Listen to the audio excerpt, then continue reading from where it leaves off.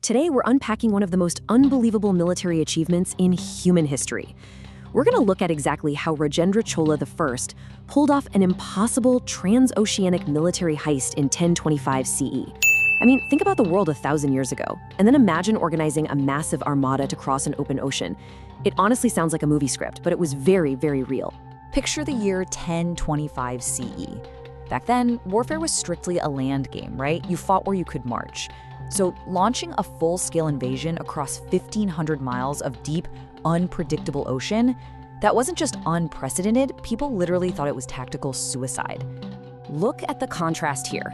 You've got standard medieval armies struggling, and I mean really struggling, just to move supplies safely across a shallow river. And then you have Rajendra's plan, mapping out a 1,500 nautical mile voyage across treacherous open sea to take down a foreign empire. It completely broke the mold of how wars were fought. Part 1. The Srivijayan trade threat. Okay, let's set the board. Across the Bay of Bengal lay our massive obstacle, Srivijaya. This was a phenomenally wealthy maritime empire, and they held the ultimate geographical monopoly. By controlling the Malacca and Straits, they were effectively acting as the toll booth of Asia. If you wanted to move goods between Song Dynasty China, India, and the Middle East, you had to pass through their waters. They were just sitting right there on the most lucrative trade route in the world. Now, having a monopoly is one thing, right? But abusing it is another. Srivijaya didn't just sit back and collect a modest fee. They absolutely choked global trade with extortionate tariffs. And then they made a fatal miscalculation. They started actively raiding Chola merchant vessels. Well, when you disrupt the economy of an empire as powerful as the Cholas, there's going to be consequences. And Rajendra answered this aggression with the largest transoceanic naval invasion the ancient world had ever seen. Part 2. Launching the Ocean Armada. So how do you actually transport an army across a deadly ocean in the 11th century? The secret was the Kalam. For months, the Cholas basically turned their shipyards into a massive wartime production line. They built and retrofitted hundreds of these massive ocean-going warships. And just think about what they loaded onto them.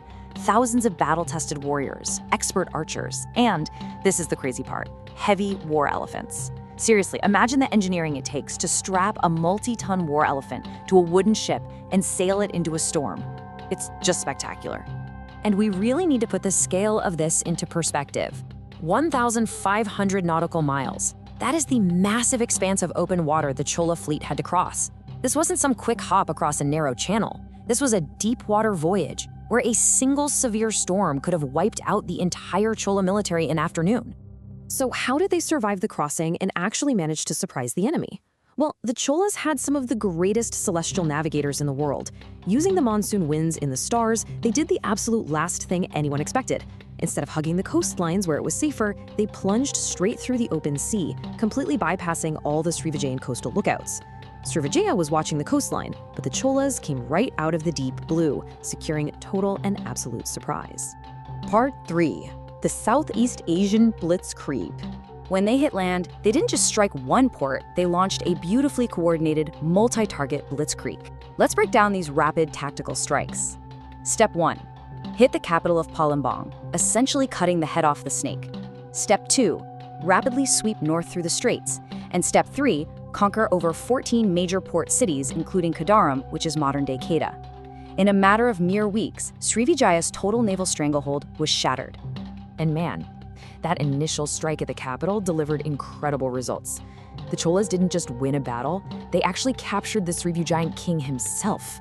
Along with the king, the Chola forces scooped up his entire royal treasury and even ripped down the city's legendary jewel-encrusted war gates as the ultimate trophy of their victory. Part 4. Creating the Chola Lake. Now with Srivijaya subdued, notice Rajendra's restraint and strategic genius. He didn't annex Southeast Asia to rule it directly. Why stretch your administrative resources that then? Instead, he went with a brilliant free trade strategy.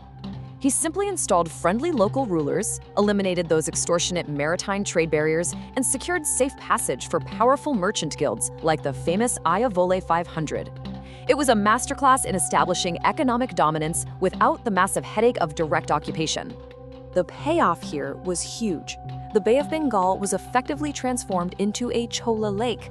Chola trade ships could now move freely and safely between India, Southeast Asia, and China. This incredibly daring raid cemented the Chola Empire as the supreme superpower of the Indian Ocean, sparking an unprecedented golden age of maritime wealth across all of Asia. Part 5. The Engine of Empire. So, swords and ships conquered the seas, sure. But you have to ask yourself, what actually drove the empire back home? To sustain an armada and an economy of this massive scale, you need an incredibly stable base. What made the Chola Empire truly thrive was its innovative internal governance, reaching all the way down to the smallest village. Rajendra Chola completely defied the limits of medieval warfare to execute this impossible trans-oceanic heist, but the military might we just explored was entirely funded by their domestic society. So, in our next explainer, we're going to explore the internal engine of their economy. We'll look at the astonishing world of Chola local democracy, the surprising presence of female landowners, and the inner workings of those massive international trade guilds. Could the secret to a global maritime empire actually lie in the hands of village elders and women landowners? Join me next time to find out.